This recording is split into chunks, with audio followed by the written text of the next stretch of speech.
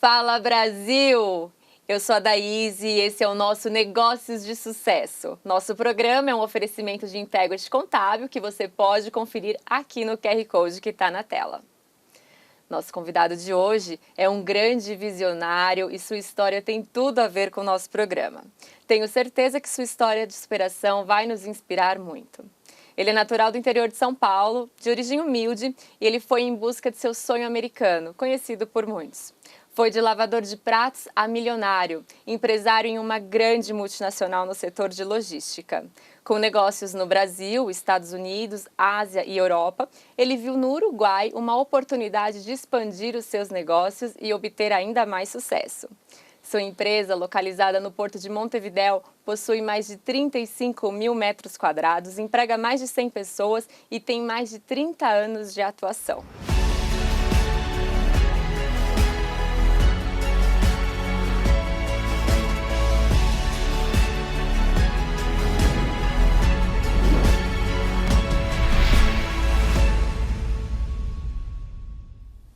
Nosso convidado de hoje é o Renato Ferreira. Renato, é um prazer tê-lo aqui no nosso programa, uma honra para mim poder te entrevistar. Muito obrigado por ter aceitado o nosso convite. Obrigado a vocês por nos convidar. Imagina, é uma honra para a gente. Renato, a gente sabe que você veio de uma origem humilde, né, do interior de São Paulo e conquistou tudo que você almejou aparentemente. Queria saber um pouco da sua história, se você podia resumir sua história para a gente. Bom, a minha história é uma novela. Vou tentar resumir em poucas palavras. Para falar um pouco de mim, eu tenho que falar um pouco de onde eu venho, das minhas origens. Muito do que eu sou hoje tem a ver com meu pai e tem a ver com a minha mãe. Eu acho que a maioria de nós vem da formação das informações que você teve de família, né?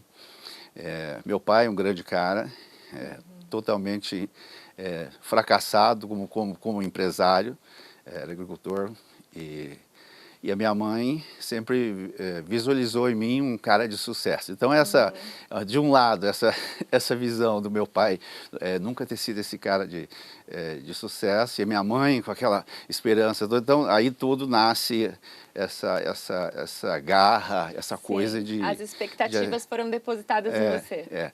Então, é difícil... Então, aí começa toda a história. E sempre eu tive... muita determinação, muita persistência naquilo.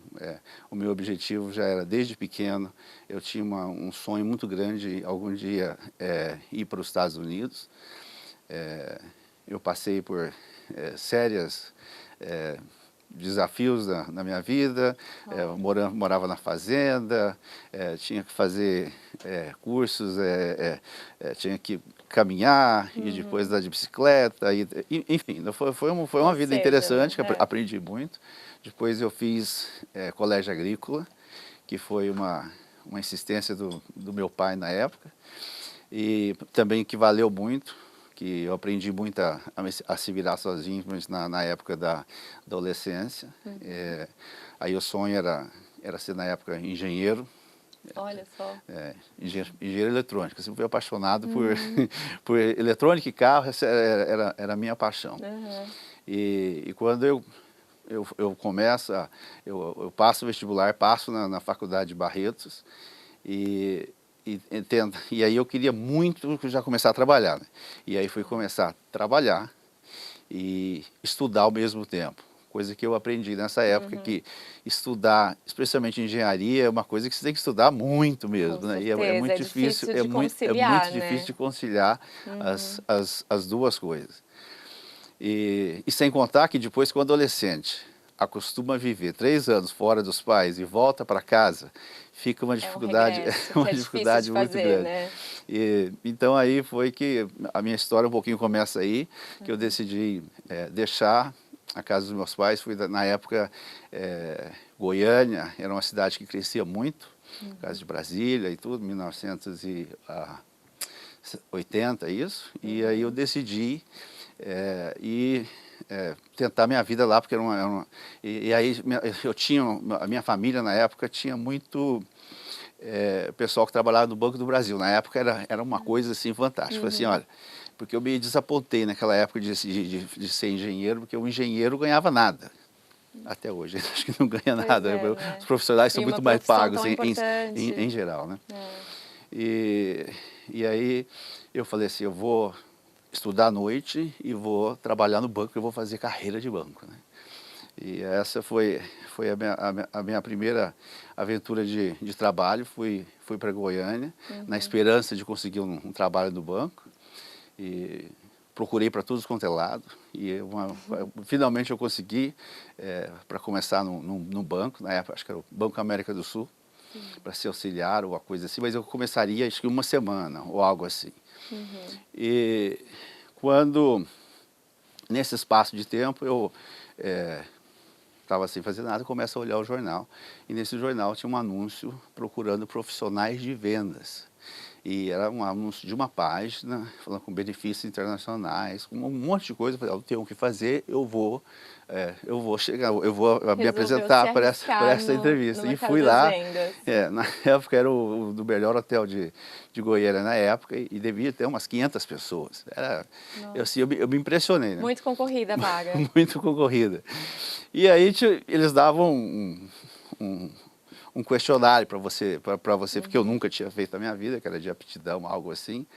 E foi um fato, eu conto isso que foi um fato muito interessante na minha vida. E aí todo mundo preenche esse formulário com um monte de perguntas. Tinha um cara do meu lado sempre que falava para mim, eu já fiz esse teste, eu sei qual é a mancada desse teste, algo desse estilo. Aí você já achava que tinha alguma armadilha ali, né? Enfim, e depois os caras começaram a chamar quase que todo mundo, falar obrigado, até logo, você não serve para nada, você não serve, não é você o que a gente está buscando e tal. Aí depois que eles mandou praticamente todos, ficou uns 20 na sala, ou não me lembro mais ou menos esse número, ele chamou essa pessoa que estava ao meu lado e depois me chamou, eu achei que ele ia falar para a gente, mas não, a gente só quer saber quem você é. Mais tarde, eu fui descobrir que fui o segundo maior no teste, o maior número de... A segunda melhor nota. Nota foi minha, e era um teste para saber se você tem capacidade para ser vendedor. E você nunca tinha vendido nada até então? Nunca nem sabia que essa... parte dessa coisa é uma coisa natural, vem de você, né? Claro. Que eu tinha... É que se eu soubesse disso, eu nunca jamais teria provavelmente escolhido engenharia, assim, teria feito um curso na área de bandas. Até porque vendas dá muito mais dinheiro, né? Claro, muito mais. E aí foi que muda, e realmente mudou a minha vida. Eu sei que, eu nunca me esqueço que nessa época, em um mês de trabalho, eu fui o primeiro vendedor da empresa. Meu salário na época era assim, o salário que eu ganhei dava para comprar um Fusca 0 km naquela época. Então, foi assim, para mim foi uma grande, uma realização enorme, né? Mas muito mais do que isso foi o que essa empresa significou para mim. Sim. Essa empresa, na verdade, era uma empresa que vendia umas fitas cassete na época, gravada com Sérgio Moreira perdão, Cid Moreira e o Sérgio Chapelin. E eram umas fitas motivacionais. E a ideia era o seguinte, você ouve essas fitas e da mesma forma que a gente é programado negativamente um monte de coisa, ou por exemplo de propaganda, de televisão, etc. Um monte de coisa que você acaba se acostumando, você usa essas fitas que te motiva você a fazer coisas boas. Então, e você vendia isso na época, você vendia essas fitas, era um absurdo naquela época, era $1000, algo assim. É que naquela época não tinha coaches, né? Não existia coach. Então, era mais ou menos, era um pré, eu vou dizer assim, era um pré-coach, né, que tinha. E eu levei muito a sério esse negócio e aprendi muito com esse. Realmente, hoje eu entendo um pouco disso, e o tanto que funciona, né? O que a gente reprograma, né? Muito da cabeça da gente. E a minha determinação de sucesso era tão grande, em que eu gravei uma fita cassete na época, não existia CD, não existia nada, e celular não existia também. Eu colocava, gravei uma fita cassete, dessa fita cassete eu gravei, eu vou conseguir, eu vou conseguir. E eu ficava ouvindo aquilo a noite inteira, aquela fita. Você já era um adepto do poder da atração, exato, né? Exato. E aí, como eu disse, funcionou, deu certo, e apareceu essa oportunidade. Meus pais até ficaram preocupados comigo que eu estava fazendo alguma coisa ilícita, porque eu já tinha comprado um carro em 2 meses. 0 quilômetros naquela época. E aí surge, e eu sempre tive um sonho, eu queria na adolescência ter ido para os Estados Unidos, eu queria ter feito um intercâmbio. E aí você conseguiu ir para os Estados Unidos a partir desse trabalho? Pois é, não, foi aí que primeiro que surge aí, e nessa corrida eu conheci o pessoal de Goiânia, e tinha conheci uma pessoa lá que tinha morado nos Estados Unidos. E a irmã dela ainda morava nos Estados Unidos lá, e ela pintou os Estados Unidos. Eu já tinha uma fantasia dos Estados Unidos, e aí ela pintou assim 10 vezes melhor. Eu falei, quer saber? Aí eu vou de qualquer jeito. eu vou de qualquer jeito. Atrás do meu sonho americano. Eu sei que isso foi em julho de 80, eu embarquei para os Estados Unidos para ir para Los Angeles. Eu detestava inglês, eu nunca na minha vida... Inglês. Não falava nada. Eu sempre pensava assim, para que eu preciso aprender inglês, né? Mas eu só quero morar nos Estados Unidos. Para que eu vou aprender inglês? Pois é umas coisas umas coisas bem estúpidas que a gente faz às vezes com a cabeça da gente mesmo. Mas enfim. E aí começa um pouco dessa aventura. Eu fui para lá, a ideia inicial era passar um tempo para conhecer. Eu não tinha, vamos dizer assim, uma vontade de imigrar, era uma vontade de ir lá conhecer, enfim, saber. E fui, e aí consegui, através dessa pessoa que foi indicada, a Ana, que é uma amiga, uma irmã fantástica, até hoje a gente se fala. E eu não consegui um trabalho de lava-pratos no restaurante japonês. E aí foi muito legal, né? Só para você ter uma ideia de números daquela época, né? O meu sonho era ganhar $1.000 sendo aí aqui um gerente do Banco do Brasil, ou o que eu ganhava aproximadamente daqui, né? Lavando prato. E lavando prato eu ganhava 600, né? Naquela época. Quer dizer, é uma realidade muito... A nossa moeda já era desvalorizada, então, naquela época. Sim, época. Aí tinha inflação, na época era governo militar e todo o Brasil era um Brasil. E assim, hoje os Estados Unidos e o Brasil, você não vê muita diferença, mas naquela época era um outro mundo, né? Aqui não tinha carro importado, chegava a ver aquelas coisas, assim, você ficava literalmente alucinado, era algo assim surreal, que a gente só via em filmes, né? Sim, claro, era uma realidade muito distante, né? E aí eu fiquei um ano, consegui vários, eu fui de lava-prato a gerente de restaurante, fiquei um ano, aí tinha um pessoal lá que acabou vindo, que a gente conheceu lá, que queria que fizeram uma viagem de moto dos Estados Unidos ao Brasil, eu embarquei nessa, eu queria fazer isso. E você já tinha uma moto eu já estava aí, nós estávamos programados para fazer isso. Na última hora acabei não indo, porque o amigo meu que ia, a namorada dele teve um acidente, e nós cancelamos, mas ficou aquela coisa na cabeça de sempre fazer. Aquele sonho. E aí voltei para o Brasil, e quando você volta, eu sempre digo assim, que os Estados Unidos é como uma droga, como se você vicia, né? Uma vez que você... É o bichinho que pica, né? A gente fala. E aí, quando eu voltei para cá, eu já não consegui, embora eu voltei muito bem qualificado, eu aprendi inglês, e o conhecimento que eu tinha, eu podia ter uma posição interessante aqui, ou de negócio, qualquer coisa, mas... não era a mesma coisa. E aí sim foi que eu decidi ir migrar, né? Morar lá de vez. E aí dessa vez quando eu volto, é uma das coisas muito legal que eu volto, o cara meu último emprego, eu trabalhava numa pizzaria e eu era bartender, era um dos melhores empregos que eu tive, que era muito legal para aprender inglês, né? Porque você conversava com as pessoas. Sim, conhecia.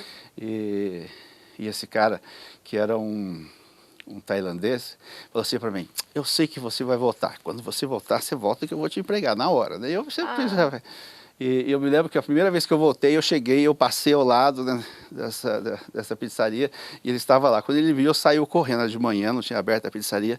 Ele saiu correndo, abriu a porta, você começa hoje? Olha, já estava te esperando já, emprego garantido, olha que maravilha. Eu tenho esse amor muito grande pelos Estados Unidos, porque sempre é um país que que me abriu as mãos Sim, claro, em todos, que te deu as maiores em oportunidades, todos os né? aspectos, As né? melhores oportunidades da sua vida, né? E aí foi... E aí, dessa vez, agora eu queria fazer exatamente aquilo que eu queria. E aí eu sempre gostei muito de carros. E eu passei por várias etapas e ainda por vários empregos, até meu inglês ficar melhor um pouco, até um dia que eu resolvi.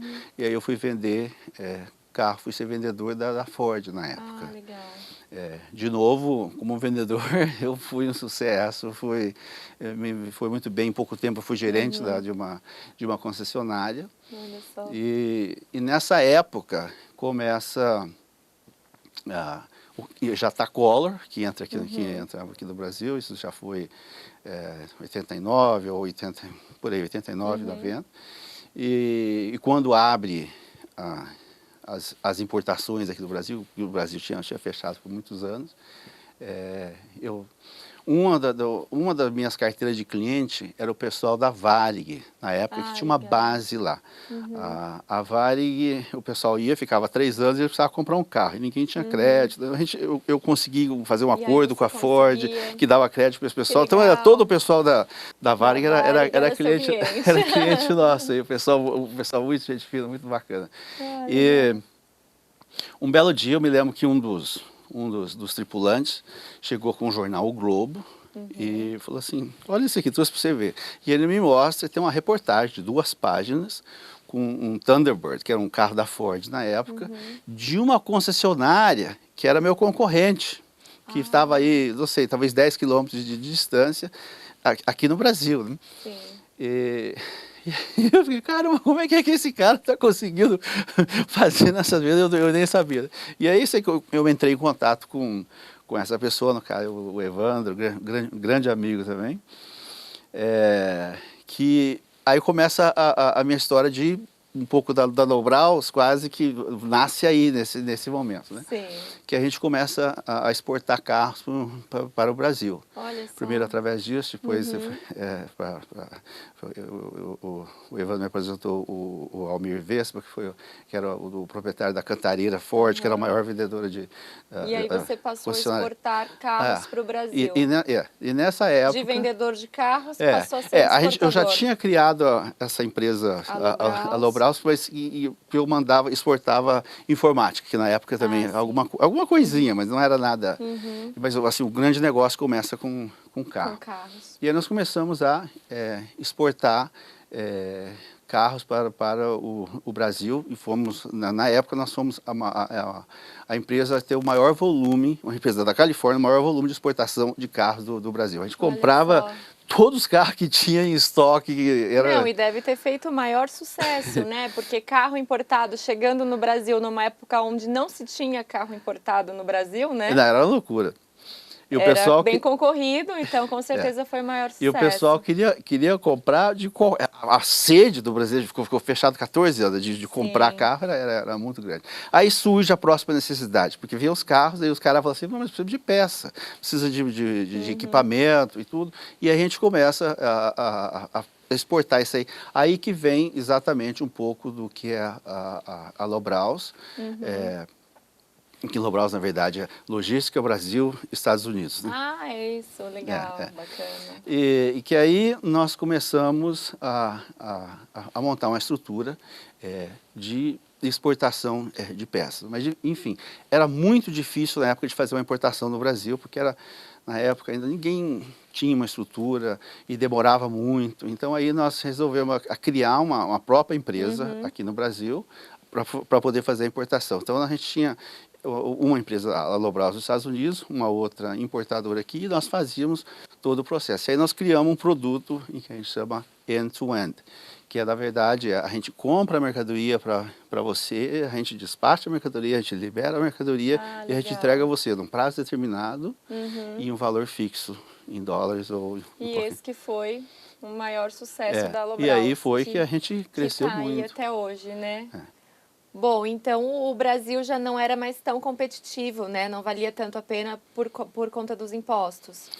Não foi exatamente competitividade, foi um ramo específico que foi a proteção da indústria nacional automobilística. E aí, isso, o que acontece? Você aprende quando você é colocado alguma coisa acontece e você tem que reinventar. Então isso fez com que a gente reinventasse a Lobral. E aí foi que a gente começou a operar em outras áreas. Nós saímos, seguimos na área ainda de autopeças, mas então aí começamos a operar com outras empresas, com empresas maiores, com linha de produção. Por exemplo, a gente tinha uma operação, um dos nossos clientes foi a PepsiCo. Como que foi? Conta pra gente, só pra gente entender. Como que foi esse trânsito? Porque vocês vieram de autopeças, de veículos, enfim, e aí vocês foram para clientes grandes também, só que de indústrias alimentícias, enfim. Como que foi esse trânsito? Foi natural ou fez parte de uma estratégia? Foi parte de uma estratégia, porque a gente criou, o que a gente não sabia é que esse conceito que a gente criou para autopeças funcionava para qualquer outra divisão. E quando a gente começou a oferecer esse produto, as pessoas assim não acreditavam. Falaram, pera lá, você entrega isso em 10 dias e o preço é isso, eu não tenho que fazer nada, as pessoas, primeiro que as empresas não acreditavam. Eu me lembro que na Nestlé, o primeiro contrato que a gente fechou lá, o cara, isso é impossível. Aquele assunto, quando a esmola é muito, você desconfia, né? Nós tivemos com a Provenda também, que o cara não conseguia acreditar, que nós precisava de uns kits de ar-condicionado, aí nós começamos também a trabalhar direto com as próprias montadoras, porque eles não tinham know-how para poder fazer isso. Então nós trabalhamos nessa época com todas as montadoras, Ford, Chevrolet, assim, todas porque realmente um gerenciamento de logística é algo que toda empresa, toda indústria precisa, né? Sim. E vocês tiveram uma grande sacada que na época não existia no mercado. Sim. E aí foi isso aí. Aí é um pouco aí da nossa... Crescemos muito no Brasil, nessa época. E aí onde... que eu vou ter que finalizar com você aqui agora, é que surge o Uruguai, né? No final da cidade, quando a China começa a exportar ao Brasil, nós começamos a trazer coisas da China, era um horror para trazer isso e conseguir liberar isso na alfândega, porque os chineses não tinham a ideia de que no Brasil era tão complicado. Então nós tivemos casos que o contêiner ficava 90 dias em Santos, com o fiscal querendo inspecionar, enfim. E aí foi que surge um pouquinho do Uruguai, mas e aí que nós começamos a operar no Uruguai, que foi um descobrimento para nós, mas eu acho que a história vai ser grande. O Uruguai. E o Ademar está me cobrando aqui, gente, o Ademar me cobra, porque o tempo do nosso programa é muito curto. E o Renato tem muito conteúdo para trazer para a gente. Então eu vou pedir para o Renato estar com a gente no nosso próximo programa, na sexta-feira que vem. E a gente vai conseguir abordar agora esses assuntos com mais calma, porque realmente, gente, é muito conteúdo, é muita história bacana. E a história do Renato, com certeza, é uma história extremamente inspiradora, que tem tudo a ver com o nosso programa. Renato, quero te agradecer, muito obrigada. Para mim é uma honra ter você como meu entrevistado aqui no nosso programa. Obrigado a você. Compartilhar com a gente toda a sua experiência, realmente está sendo fantástico. Muito obrigada. Nada. Esse foi mais um Negócios de Sucesso e eu espero por você sexta-feira que vem, às 9 da noite, aqui na TV Com Brasil.